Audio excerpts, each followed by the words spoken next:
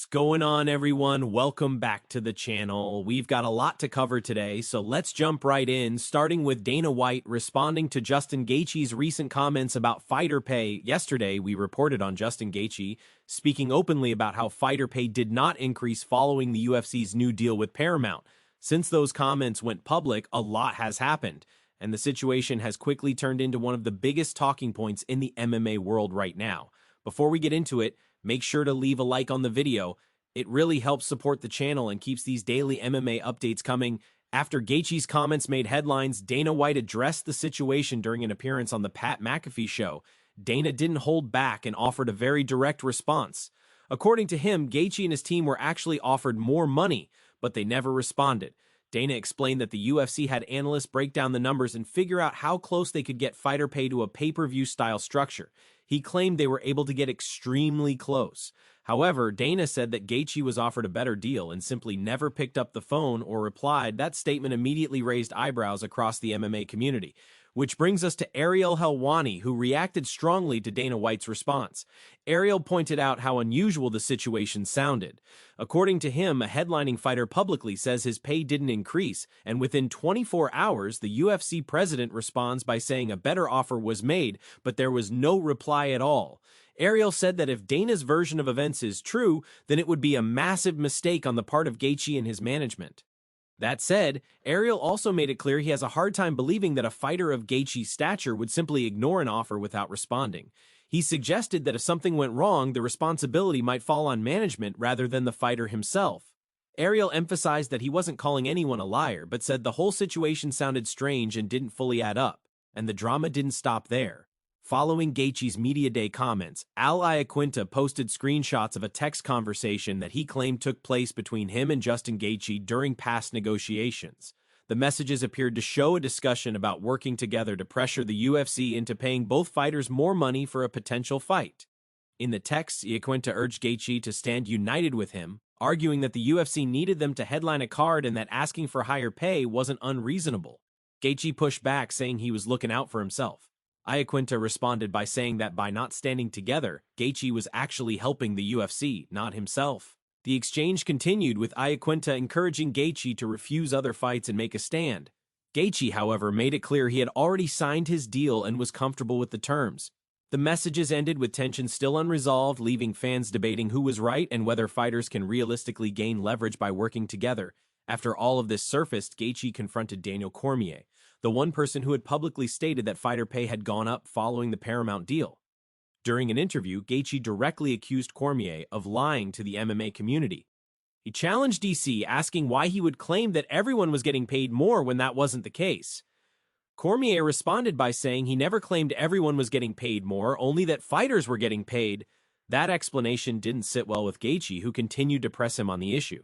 The exchange grew heated, with Cormier saying he does media work for free to help fighters, while Gaethje accused him of misleading fans. It was an uncomfortable moment that highlighted the growing tension surrounding fighter pay discussions. Later, during a press conference, a reporter attempted to ask Gaethje another question about pay, this time with Dana White standing right next to him.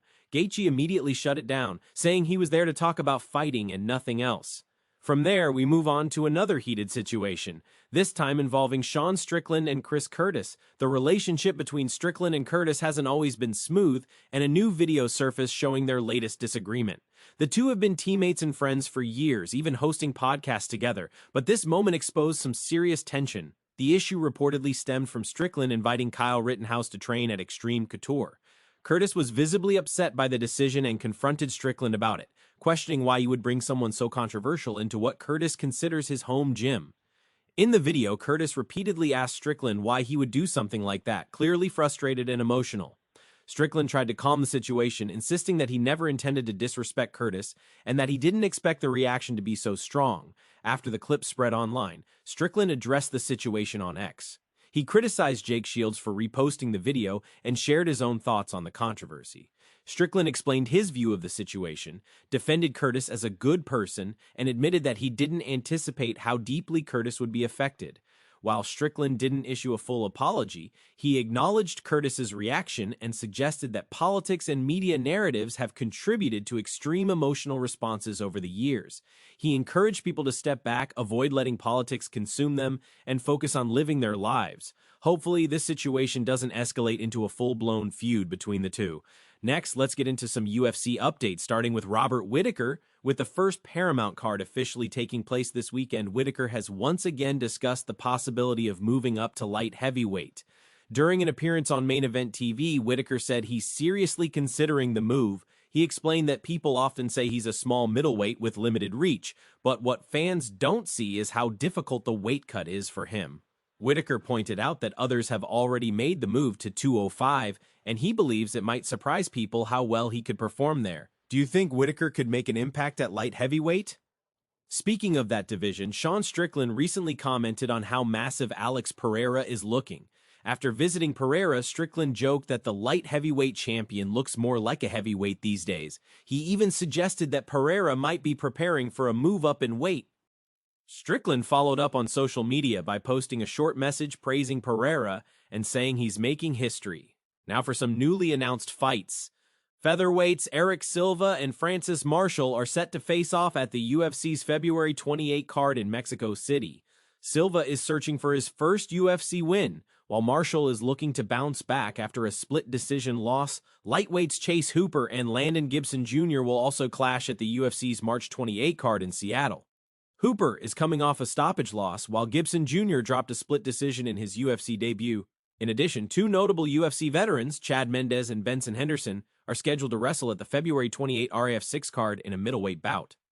Next up, Dana White once again addressed the status of Conor McGregor and Michael Chandler appearing on the Pat McAfee show. Dana confirmed that the UFC has officially moved on from booking McGregor versus Chandler. While he praised Chandler and called him an incredible fighter, Dana made it clear that this isn't the direction they're going. Dana also confirmed that McGregor remains in the running for the rumored White House card, noting that he and Conor still communicate frequently. Meanwhile, McGregor posted a teaser promo on social media hinting at a potential fight at the White House, this time referencing Paddy Pimblett, which brings us to Paddy Pimblett responding to backlash over his vaping. Recently, a clip surfaced from Tom Aspinall's YouTube channel showing Paddy taking a hit from a vape. Fans quickly expressed concern, questioning whether vaping could impact his cardio ahead of his upcoming fight with Justin Gaethje. In an interview with John Morgan, Paddy addressed the situation directly. He explained that it was a CBD vape and claimed it helped suppress his appetite and keep him focused. He even said his weight is the lowest it's ever been at this point in camp, suggesting that the vape may be helping with weight management. While some fans accepted the explanation, others remained skeptical, and if that wasn't enough controversy, Paddy later went off on Dustin Poirier during an interview with TNT Sports. While discussing retirement fights, Paddy criticized Poirier for announcing his retirement ahead of time and claimed it added unnecessary pressure. He said Poirier looked bad in his last fight and made himself look foolish. Those comments didn't sit well with Justin Gaethje. During a press conference, Gaethje defended Poirier and called out Paddy for disrespecting legends of the sport. Gaethje promised to dog-walk Paddy and made it clear he didn't appreciate the trash talk. Paddy fired back, saying Poirier has never said anything nice about him and defending his comments. While all of this was unfolding, Arman Tsarukyan also jumped back into the mix. After fans mocked Paddy's posture during a face-off, Arman posted a meme poking fun at it. Later, Paddy responded by accusing Arman of copying him by posting food content on social media and claiming Arman lacks personality. Arman responded on X with a short but clear message, "Cry me a river." At the very next face-off, Paddy made sure to fix his posture, even joking about it in front of the crowd. Justin Gaethje noticed too, pointing out that Paddy suddenly looked taller. And with that, we wrap up today's MMA news. Make sure to subscribe, turn on notifications, and let us know your thoughts in the comments. We'll see you all tomorrow.